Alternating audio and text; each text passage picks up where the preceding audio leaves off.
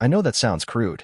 I know it might sound like a weird detail to start a story with, but when your wife walks into your shared bedroom at nearly 2 in the morning, hair tangled, cheeks flushed, claiming she just lost track of time out by the pool with your brother, and she's not wearing underwear? Yeah, that's a clue.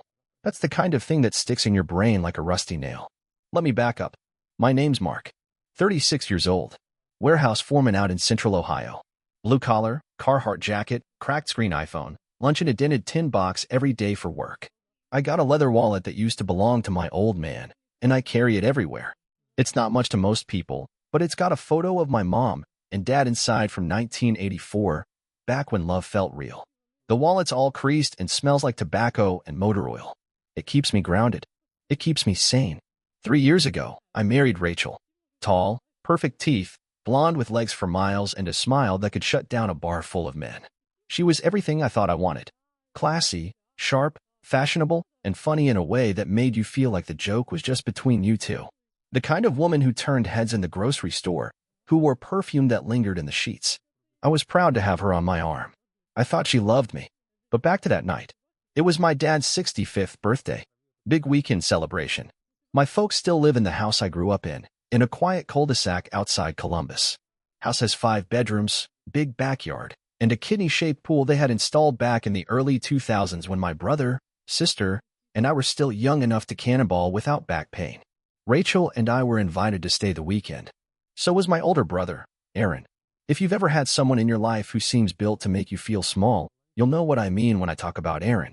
2 years older, taller, more successful, tanned, fit, always telling stories about his restaurant business and flashing that smile like some rich man's son in a movie. He was mom and dad's golden child, and I was the spare part. Rachel met him once at our wedding and said, "Wow, he's got movie star energy." That should have told me something. The party itself was great. Burgers on the grill, my mom's lemon bars, my dad in his favorite lawn chair with a beer in hand. It was a Saturday. Warm weather, blue sky. People swam, laughed, toasted my dad. We took a family photo by the pool. Rachel wore a red bikini. Aaron wore those navy blue swim trunks he probably picked to show off his abs. They both looked like they were made for magazine covers. I saw the way she looked at him.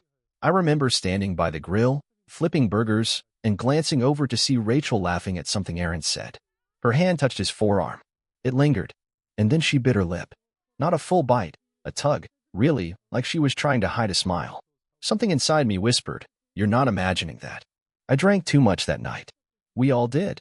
Whiskey for the boys, sangria for the girls. Around 10 p.m., my sister and her husband left with their 2 kids. Mom and dad turned in around 11. I stayed up, chatting with Rachel and Aaron by the pool. At some point, I said I needed to lie down for a bit. The drinks had hit me harder than I thought. I crashed on the couch in the living room, the ceiling fan spinning overhead. I must have passed out cold. Next thing I knew, it was 1:45 a.m., and the sound of the back door sliding open snapped me awake. Rachel walked in, barefoot, hair wet, skin flushed from either the pool or something else. She was wearing that silk wrap she likes after a swim, but when she stepped around the couch and reached for a towel, I saw it clear as day. No underwear. No bikini bottom. Nothing. She flinched when she saw me awake. "Oh," she said, startled. "Didn't know you were still up. I thought you were out. Where were you?" "Just outside." The air felt nice. I sat up, rubbing my face. "With Aaron." She froze. Just for a second. Then nodded casually. "Yeah, we were talking. You know. Just catching up." I didn't say anything. I didn't trust my voice. She walked past me, and that's when the scent hit me. Not chlorine. Not the usual perfume she wears. Something else. Muskio. A little sour. Like sweat and cologne and heat. She went upstairs without another word. I didn't sleep the rest of the night. In the morning, the world kept turning like nothing happened. Pancakes in the kitchen. My dad sipping coffee and reading the newspaper. Rachel smiled, kissed me on the cheek, and asked if I wanted syrup. Aaron came down a little later, hair wet from a shower. He looked at Rachel, then at me. He smiled like he had a secret. I smiled back like I wanted to break his jaw. I had to know. I couldn't live in this limbo. So I did something I never thought I'd do. I waited until Rachel went out to grab groceries with Mom, and Aaron left for the gym. I went upstairs to our room. Her purse was sitting on the vanity. Designer. Black leather. Real expensive. I opened it, heart pounding. 2 phones. She only ever told me she had one. One iPhone, locked. The other, a cheap burner-style Android. Unlocked. No password. I tapped the messages icon. That's when the world split in half. The texts were there. Her and Aaron. Filthy messages. Pictures. Audio clips. Her telling him how she's never felt that kind of release before. Him calling her baby and saying he was counting the hours until she was on top of him again. Plans to sneak out that night after everyone was asleep. My hand shook so bad I almost dropped the phone. I snapped pictures of every screen. Sent them to my own phone. Took the phone and slipped it into my toolbox in the truck. The one thing Rachel would never think to check. It was the toolbox my father gave me when I turned 18. Rusted at the corners, sticker of an old gas station still peeling off the lid. That box has never let me down. That night, I didn't confront her. I couldn't. I needed a plan. I needed to make them pay. I didn't sleep a wink that night. I lay next to her, Rachel, my wife of 3 years, listening to her steady breathing, watching the way her lips parted in sleep like nothing was wrong. Like she hadn't betrayed me in the worst way possible, in my own family's home, with my own brother. It was almost poetic in how twisted it was. Every time I closed my eyes, I saw those messages again. You fill me in ways you never could. That thing you did with your tongue, still shaking. I can't stop thinking about last night. You ruined me in the best way. I'd read each line over and over again like I was trying to convince myself it wasn't real. That maybe I'd imagined the photos. The audio clips. The way she called him, like he was some secret teenage fantasy. But it was real. The worst part? She planned to keep going. This wasn't a one-time slip. That morning, she got up before me, humming some pop song under her breath. She kissed my forehead like we were still newlyweds. Her hair was up in a messy bun, freckles on her shoulders catching the sunlight through the window. For a moment, I hated myself for still thinking she looked beautiful. She wore that thin, floral robe I'd bought her for our anniversary. I used to love seeing her in it. You want eggs? She asked, heading down the stairs toward the kitchen. Dad said he's got fresh bagels from that bakery in town. I didn't answer right away. Just followed her with my eyes. A part of me wanted to throw the burner phone right at her feet and scream. But I didn't. Not yet. I had something better in mind. The dining room was filled with warm smells, fresh bread, brewed coffee, the scent of cinnamon from my mom's homemade rolls. It should have felt like home. But it felt like a stage. A lie. A play where I was the only one who knew the truth behind the curtain. Rachel sat across from me, laughing with my mom about some interior design show. Aaron strolled in like he owned the place, hair still wet from a shower, muscle shirt clinging to him. He slapped me on the back and sat beside her, biting into a bagel like it didn't taste like betrayal. I watched Rachel's eyes flick to him. Brief. Like a flash of static. I wouldn't have caught it if I didn't already know. But I knew. I spent the morning pretending to read the newspaper while my mind worked overtime. I still had her burner phone, hidden in my truck. I'd saved everything. Screenshots. Audio. Even one voice memo she'd sent that made me want to scream. If he ever found out. I think he'd break. He's too soft. It's kinda sad, really. That one hurt the worst. Too soft? No, not anymore. That afternoon, I made an excuse to leave the house. Said I needed to go into town and grab something from the hardware store. Rachel barely noticed. But when I walked past her and Aaron in the living room, both leaning close on the couch, watching a cooking show, I didn't miss the way she shifted like she'd been burned. Grab me a soda, she called out, too cheerfully. I nodded and walked out without answering. In the truck, I pulled out the burner again. There were new texts. From just 20 minutes ago. Rachel, he's gone into town. We have time if you want. Aaron, kitchen or pool house? Rachel, surprised me. It was like getting punched in the soul. I sat there, breathing through my teeth. Then something in me snapped. I wasn't going to play the dumb, quiet husband anymore. I didn't go to the store. I drove 3 blocks down to a friend's place, Richie, who runs a used electronics shop out of his garage. Been doing it since high school. I knew he owed me a few favors. He used to borrow my dad's trailer when he needed to move gear. I pulled up, stepped into the shade of his shop, and said just one thing. I need a camera. Hidden. Motion activated. He raised a brow. You hunting raccoons or catching a thief? Something like that. 20 minutes later, I left with 2 tiny motion-triggered cameras. One looked like a charger block. The other like a smoke detector. Both ran on memory cards. Plug and play. I had a plan now. That evening, I played dumb again. Ate dinner with the family like nothing was wrong. Complimented Mom's pot roast. Helped Dad bring out the wine. I laughed at Aaron's story about a drunk customer at his restaurant, even though I wanted to toss a glass in his smug face. After dessert, everyone went their separate ways. Rachel said she was going to take a bath in the upstairs guest room because the water pressure was better. Aaron said he needed to make a call outside. Sure you do.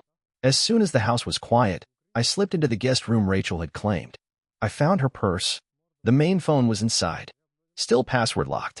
She deleted all traces of him there. I checked that morning. But the burner? Still gone, which meant she had it on her. I knew where she was going. I crept downstairs and into the pool house, an old converted shed with couches, a small bar, and dim string lights. That place used to be where my brother and I played ping pong as kids. Now it smelled like chlorine and lemon-scented cleaner, with a sour undercurrent of something older. Mold? Sweat? I tucked the charger cam in the wall socket near the bar.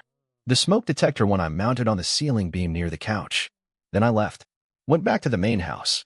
Pretended to fall asleep on the downstairs couch again. At 1:23 a.m., I snuck out to the truck and pulled the camera cards. I watched the footage in my truck, engine off, windows cracked. Just me and the sound of my heartbeat. There they were. At 12:08 a.m., Rachel entered the pool house in that same silk robe.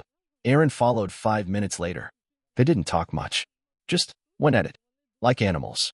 On my parents' furniture. She was laughing, moaning, pulling him close like I didn't even exist. Like she hadn't stood up next to me in front of our families and promised to love me. At one point, she said, "God, I wish you were the one I married." I paused the video, stared at the screen like it might catch fire. And then I knew. I wasn't just going to leave her. I was going to destroy her. And I'd do it slow. The next morning, I called in a favor from a guy I worked with at the warehouse. Jerry. He used to be a tech in the Army. Did some private freelance stuff now. I told him I had a phone and footage, and I needed it all backed up, securely, privately. By noon, he had everything copied onto a private cloud and 2 encrypted USB drives. Whatever this is, he said, handing me the backup, you're gonna win. I didn't answer. Because I wasn't trying to win. I was trying to bury the people who thought I'd stay quiet. That night, Rachel and I drove back home to our place in Lancaster. 2-bedroom ranch.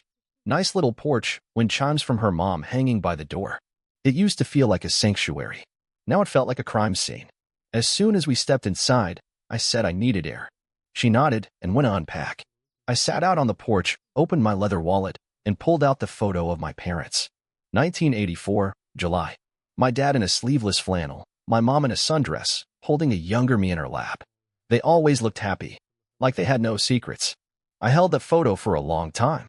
Then I put it back, lit a cigarette, and watched the sun go down. Tomorrow, I begin part 1 of my plan. Not just to leave her, but to make sure she lost everything she thought she had. The Monday after we got home was quiet. Rachel moved through the house like everything was normal. Making coffee, folding laundry, talking about grocery lists. She even kissed my neck in the kitchen like she hadn't been gripping my brother's back 3 nights earlier, screaming his name into our family's pool house sofa. I wanted to vomit. Instead, I smiled. Because every hour I spent in that house was another brick laid in the trap I was building. And Rachel? She had no idea she was walking into it. She thought I was still asleep.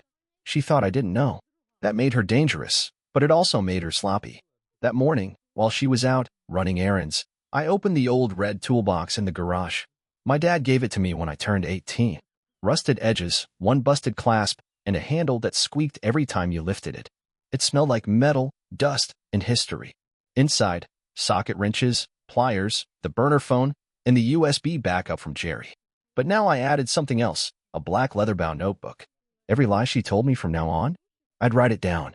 Every work event, every traffic jam, every time she flipped her phone over when I walked into the room.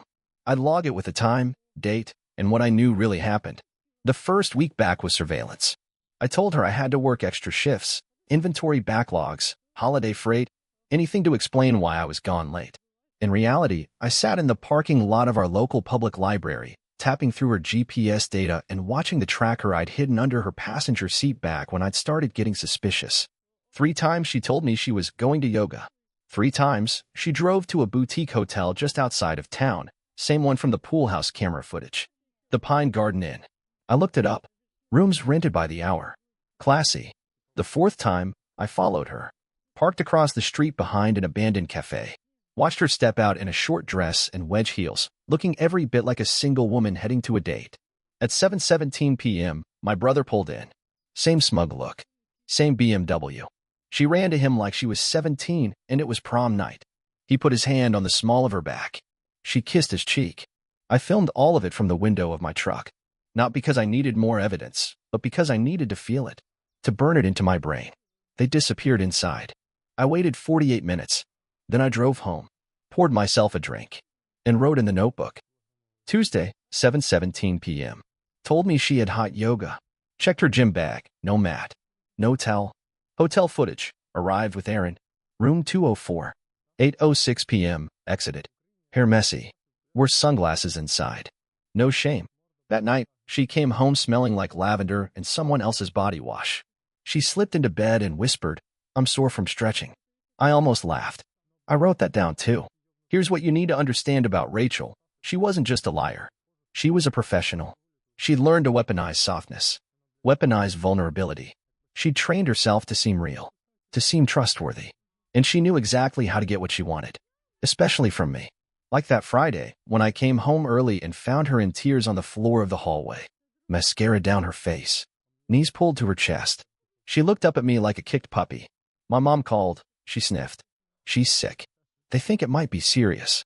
I knelt beside her, rubbed her back, held her, even while every fiber of me wanted to scream. And as she sobbed into my shoulder, I remembered something. Rachel's mom died 2 years ago. I had been at the funeral. I held the damn umbrella over her casket.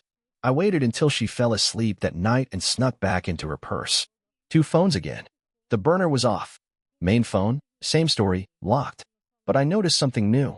A pink envelope tucked behind her checkbook. Inside was a hotel key card. The Pine Garden Inn.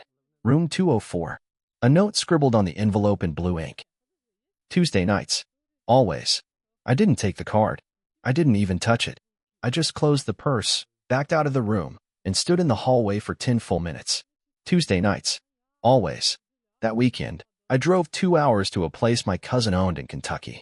A cabin on a wooded ridge, barely any cell service. Just quiet. And thinking time. While I was there, I wrote a list. Not a revenge fantasy. Not wild ideas. Just names. Assets. Weak points. Rachel's employer, a private daycare chain. Lots of rules about reputation, conduct, and background checks. Her purse, always with her, even in the house. The secrets were inside it. Aaron's restaurant, built on shaky credit and Yelp reviews. I knew how to trigger a health inspection with one call. My lawyer, Geraldine. Old school, ruthless, and on my speed dial. Shared bank account, still active. She didn't know I'd started moving funds to a private one in my name only. Rachel's journal, locked in her vanity drawer, hidden by perfume bottles and makeup kits. I'd seen her writing in it late at night, whispering to herself. It had to have something. That journal was my next mission. I returned Sunday night. She greeted me in lingerie, said she missed me. I smiled, let her do her little performance. The next day, she went to work. I broke into her vanity, found the drawer locked tight, but I knew she kept a spare key taped under the middle drawer of the nightstand. Typical Rachel, clever, but lazy.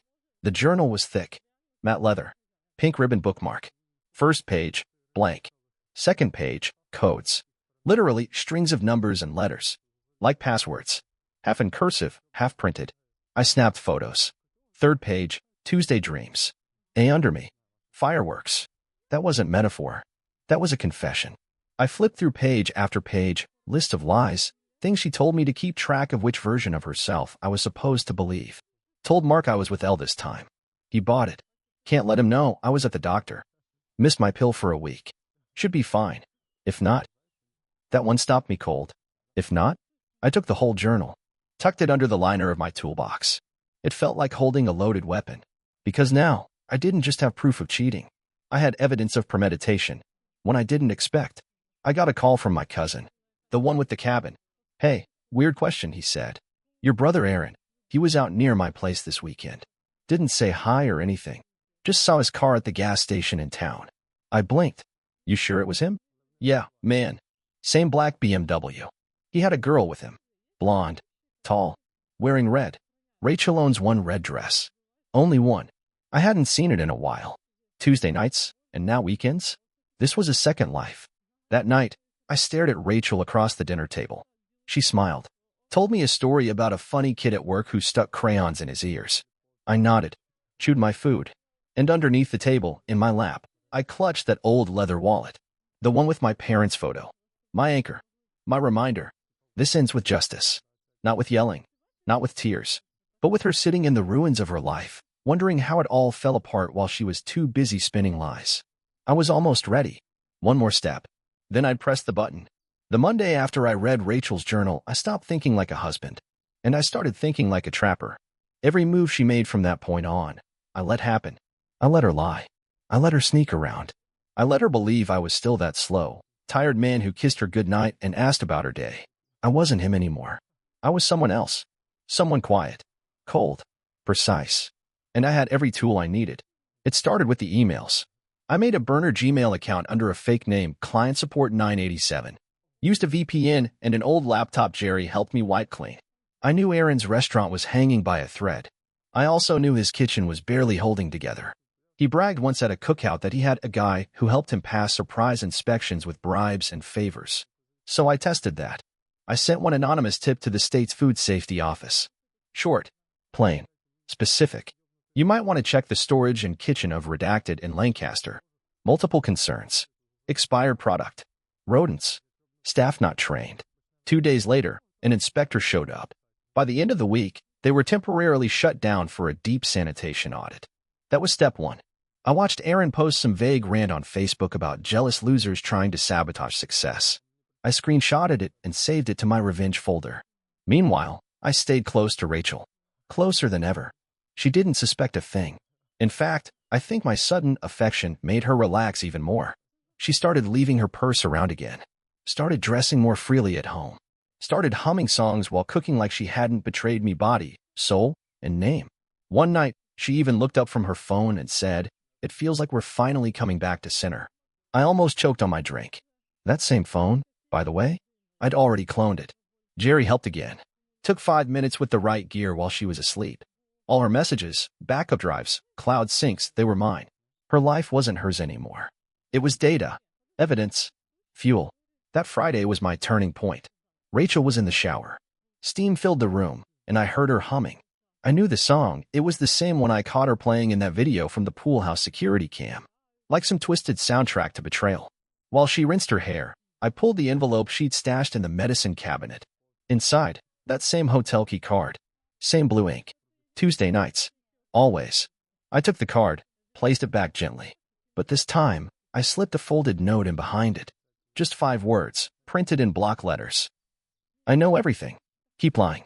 Then I walked out, got in my truck, and waited for the world to catch fire. She found the note that night. I watched her from the porch swing as she went into the bathroom.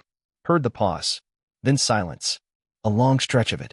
When she came out, she was pale. She looked like someone who'd seen a ghost. "Mark," she said, voice shaking. Did you move my hotel key?" I tilted my head. "What hotel key?" She tried to smile. I must have imagined it. I was just cleaning, and something fell out of the cabinet. "Okay," I said. "Need help with anything?" She blinked, then shook her head. "No, I'm just tired." That was the first crack. And like all cracks, it spread fast. Over the next few days, she got paranoid. Started locking her purse again. Started checking the locks on the doors twice. She even unplugged the Alexa speaker in the kitchen.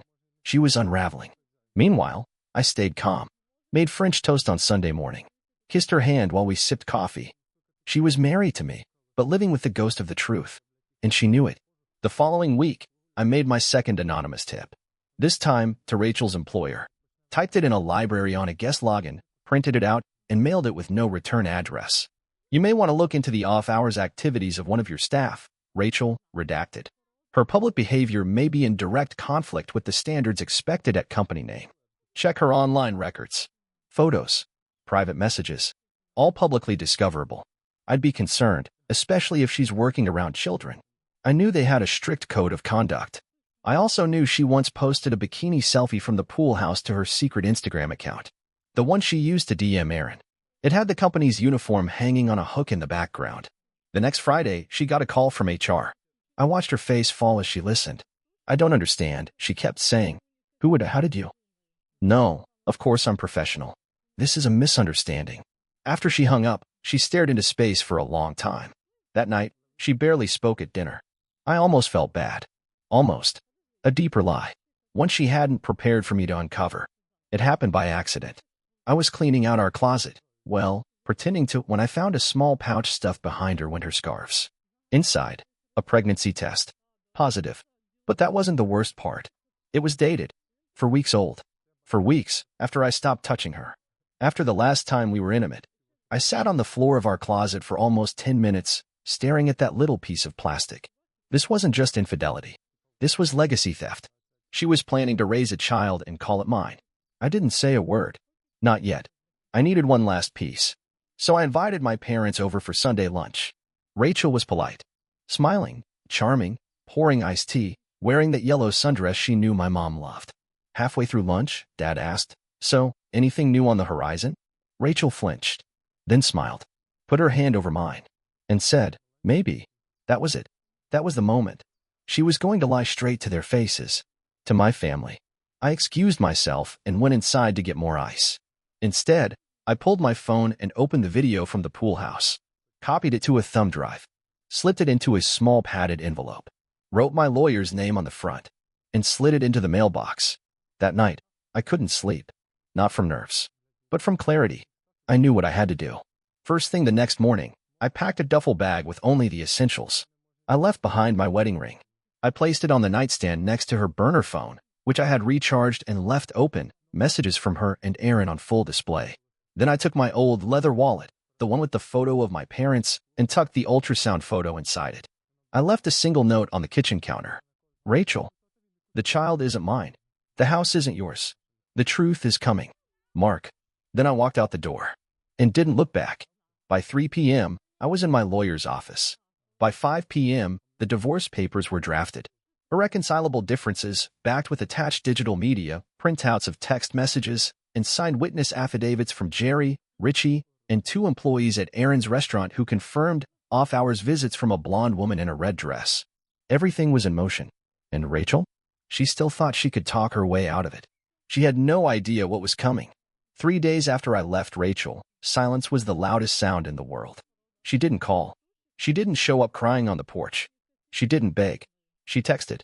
The first message came at 7:43 a.m., right after she found the note and the unlocked burner phone on the nightstand. "Mark, what is this? Call me. This isn't funny." Then came the rapid ones. "Where are you? What child? What house? What are you talking about?